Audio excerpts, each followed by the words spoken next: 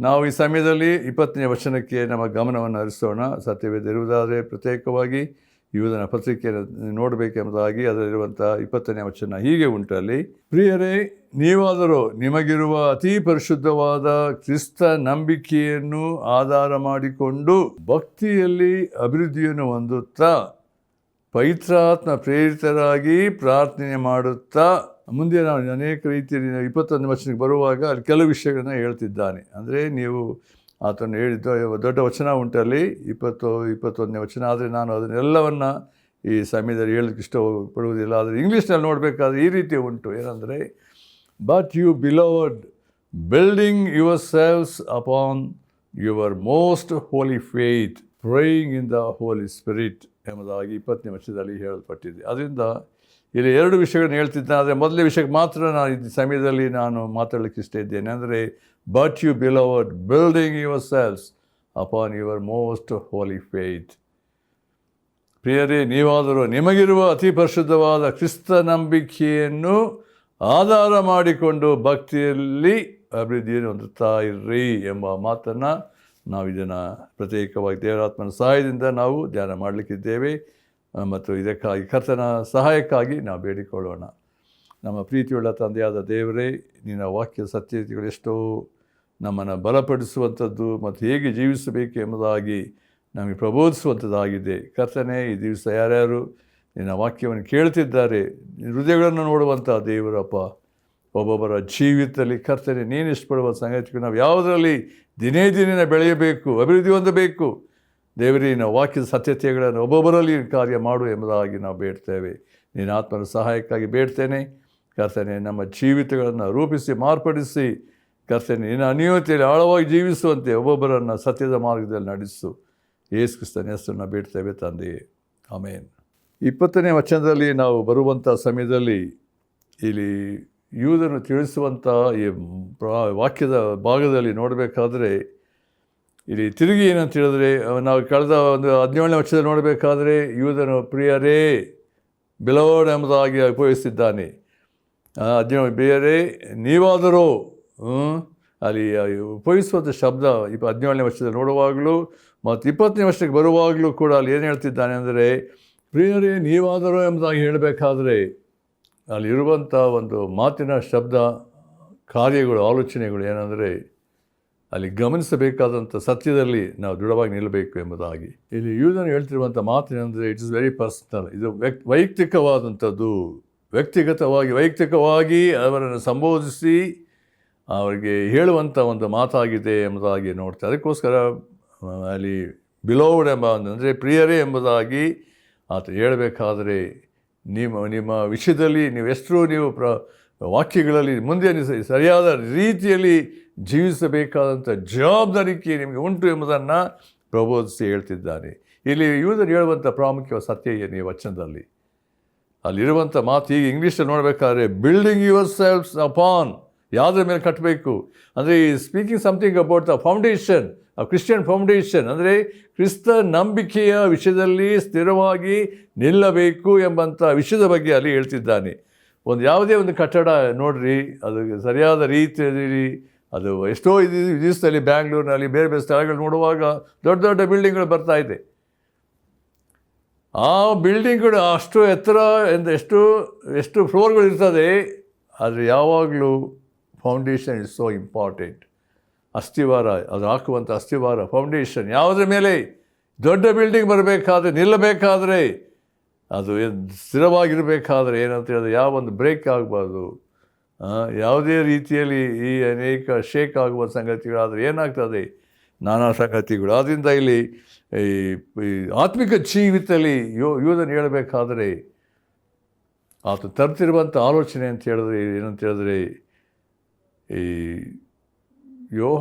ಇಲ್ಲಿ ಪೇತ್ರನ ಪತ್ರಿಕೆಯಲ್ಲಿಯೂ ಪೌಲ ಬರೆದ ಪತ್ರಿಕೆಯಲ್ಲಿಯೂ ಯೋಹಾನ ಬರೆದ ಪತ್ರಿಕೆಯಲ್ಲಿ ಎಲ್ಲ ವಿಷಯದಲ್ಲಿ ನೋಡಬೇಕಾದ್ರೆ ಅವರಿದ್ದಂಥ ಒಂದು ಗಮನ, ಒಂದು ಲಕ್ಷ್ಯ ಏನಂತ ಹೇಳಿದ್ರೆ ಅದು ಕ್ರಿಸ್ತ ನಂಬಿಕೆಯಲ್ಲಿ ಅದು ದೃಢವಾಗಿ ನಿಲ್ಲಬೇಕೆಂಬಂಥ ರೀತಿಯಲ್ಲಿ.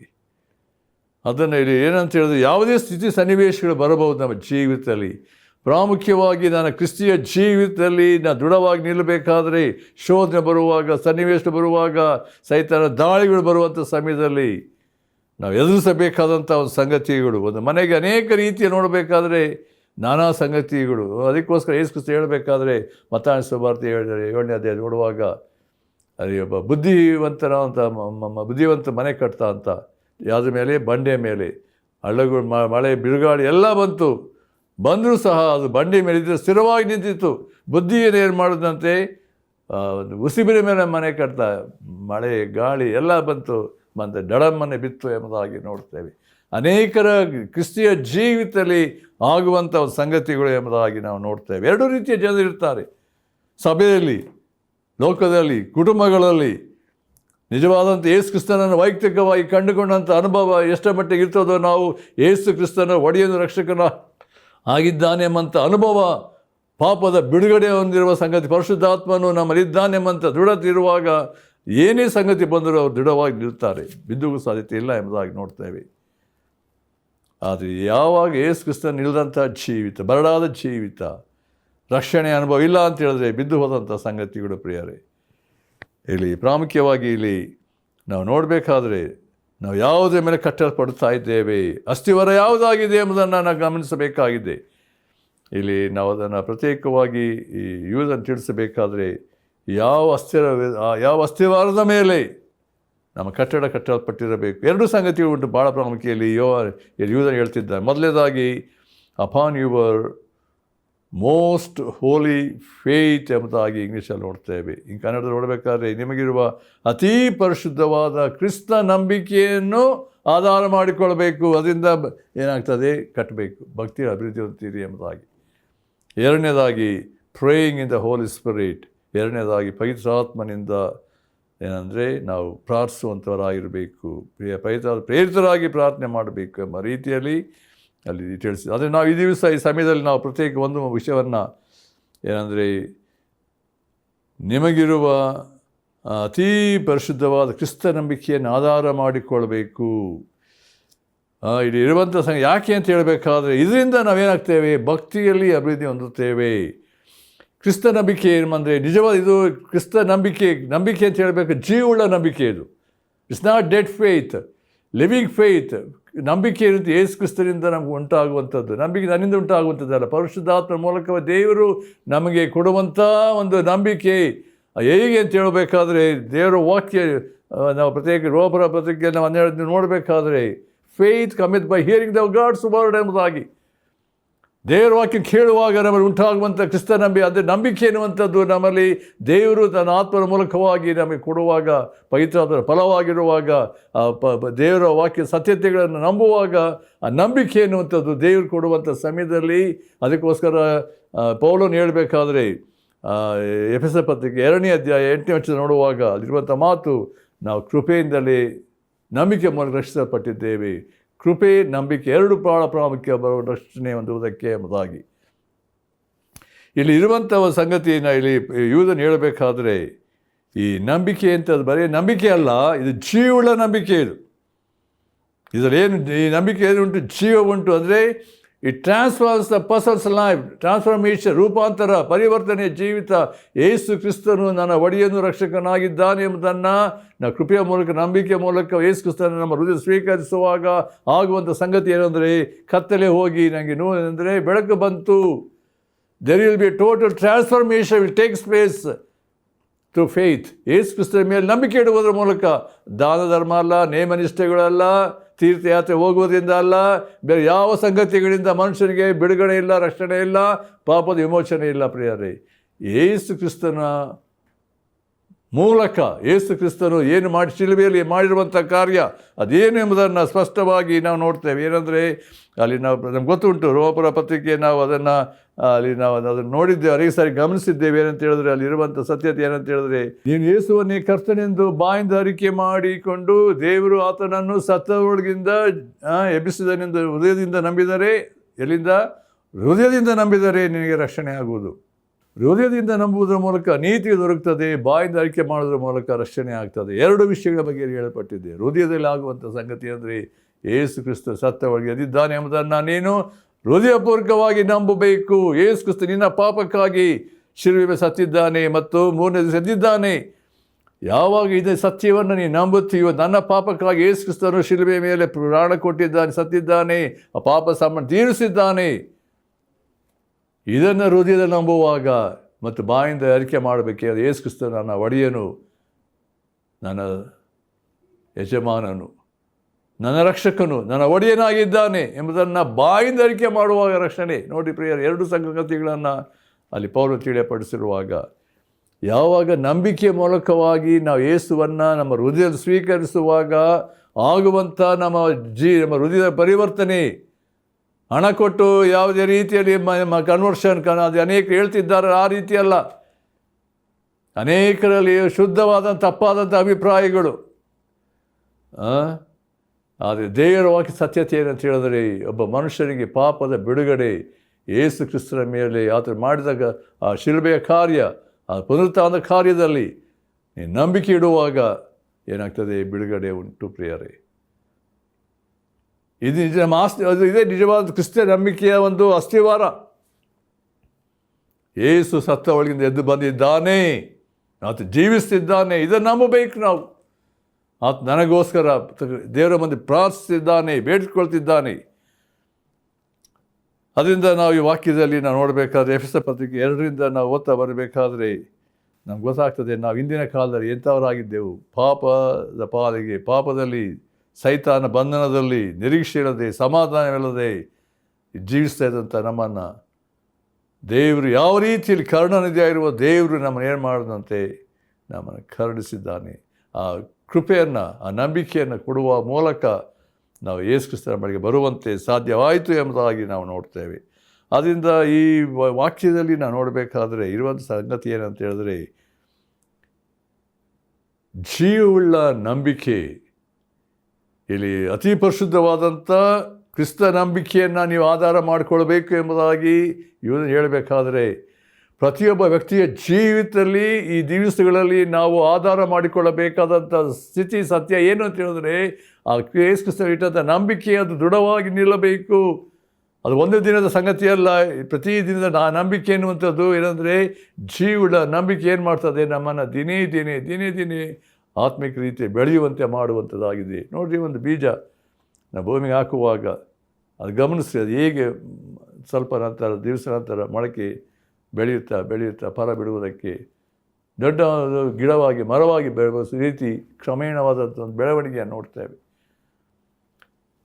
ಸತ್ತಂಥದ್ದು ಬರುವುದಿಲ್ಲ. ಜೀವ ಯಾವಾಗಿರ್ತದೋ there will be a growth.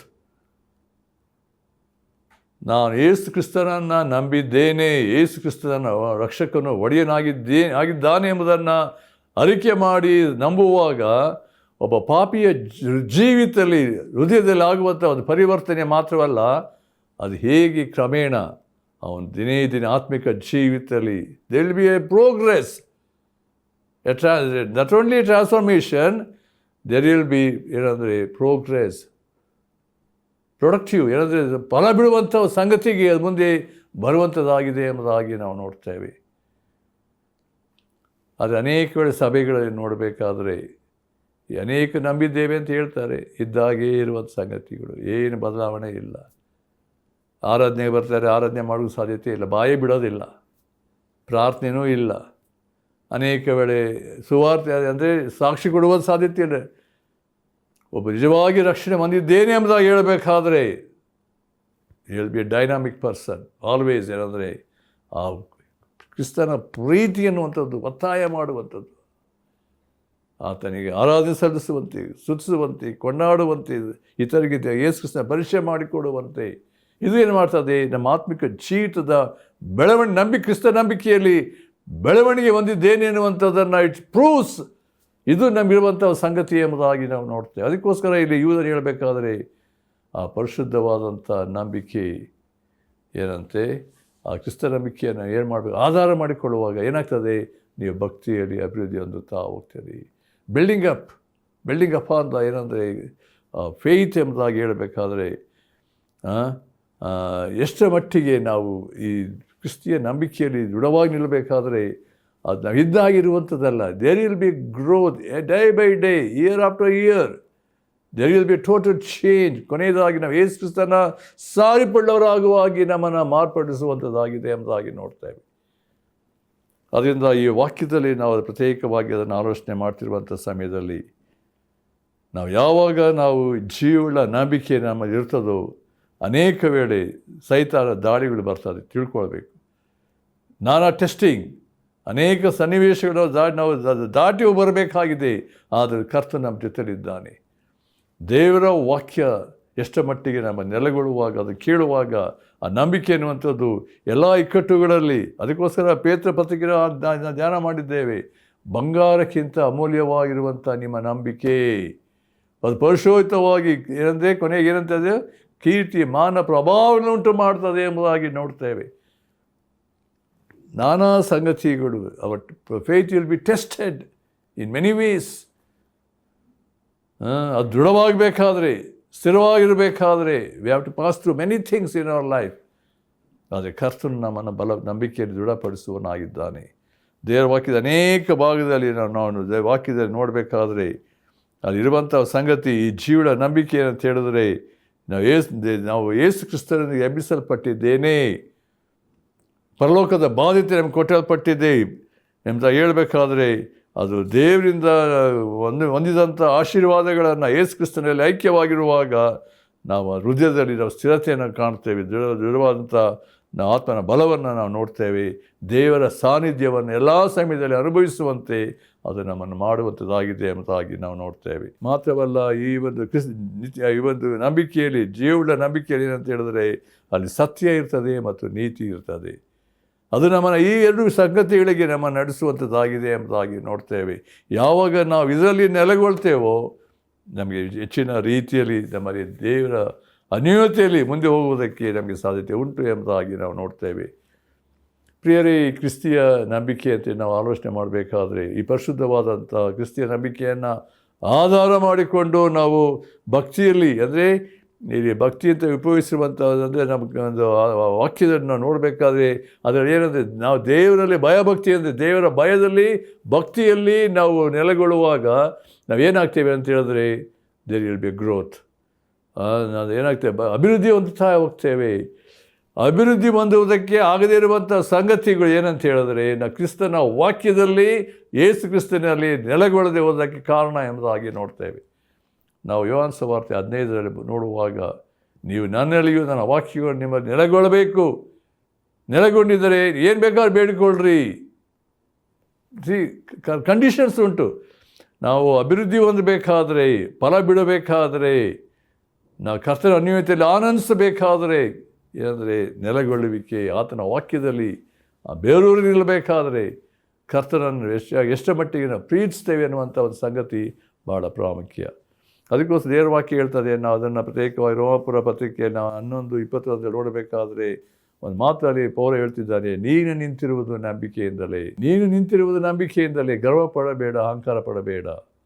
ಅದನ್ನು ಪ್ರತ್ಯೇಕವಾಗಿ ಇಸ್ರಾಯೇಲರ ಬಗ್ಗೆ ಹೇಳಬೇಕಾದ್ರೆ ನಾವು ಏನಂದರೆ ಕಸಿ ಕಟ್ಟಿಕೊಂಡಂಥವ್ರು ನಾವು, ಅದರಿಂದ ನಮ್ಮ ನಡತೆ, ನಮ್ಮ ಜೀವಿತ ಹೇಗಿರಬೇಕು. ನಾವು 1 ಕೊರಿಂಥ ಪತ್ರಿಕೆ 10ನೇ ಅಧ್ಯಾಯ 12ನೇ ವರ್ಷ ಇರಬೇಕು ಒಂದು ಮಾತು ಎಚ್ಚರಿಕೆಯನ್ನು ಹೇಳ್ತಿದ್ದಾನೆ. ಇಸ್ರಾಯೇಲರು ಬಗ್ಗೆ ಹೇಳಬೇಕಾದ್ರೆ ದೇವರವರು ಇಷ್ಟು ಸಂತೋಷ ಪಡಲೇ ಇಲ್ಲ, ದೇವರಿಗೆ ಅವಿಧೇಯರಾದರು, ರೇಗಿಸಿದರು, ಪರೀಕ್ಷಿಸಿದರು ಎಂಬುದಾಗಿ ಅನೇಕ ಸಂಗತಿ ಹೇಳ್ತಿದ್ದಾನೆ. 12ನೇ ವರ್ಷಕ್ಕೆ ಬರುವಾಗ ಒಂದು ಎಚ್ಚರಿಕೆ ಕೊಡ್ತಿದ್ದಾನೆ, ನಿಂತಿದ್ದೇನೆ ಅಂತ ನೆನೆಸುವವನು ಬೀಳದಂತೆ ಎಚ್ಚರಿಕೆ ಆಗಿರಲಿ.